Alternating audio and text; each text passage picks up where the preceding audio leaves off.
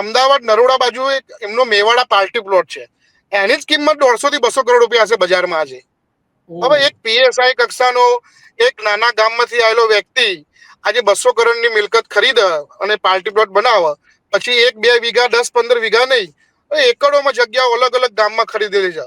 ખરેખર તપાસ અધિકારીને તો એને જ્યાં જ્યાં ફરજ નિભાવી ને એ કયા કયા જિલ્લામાં નોકરી કરી, તમામ જિલ્લાઓમાં કઈ કઈ મિલકત ખરીદી, કઈ કઈ વેચાણ કરી, એ બી તપાસવાની હોય, પણ આવું તો થતું જ નથી. તો હવે શું થશે કોર્ટમાં? હવે શું થશે? મારે કોર્ટમાં સોગંદનામામાં ફરીથી મિલકતોનું વર્ણન કરીને જાહેર કરવાની છે. કોર્ટે તો સ્પષ્ટ આંકડા વલણ રાખેલા જ છે કે ભાઈ આવા ભ્રષ્ટ અધિકારીઓ જેની પાસે 1700 કરોડની પ્રોપર્ટીઓ હોય, 300 કરોડ જેવી શરૂઆતમાં કહેવામાં આવે, આટલી બધી મિલકત હોય, તો પછી એક સ્પષ્ટ ફલિત થાય છે કે એક સામાન્ય અધિકારી અથવા કર્મચારી આટલી બધી પ્રોપર્ટી વસાઈ શકે એ આજની તારીખમાં શક્ય નથી.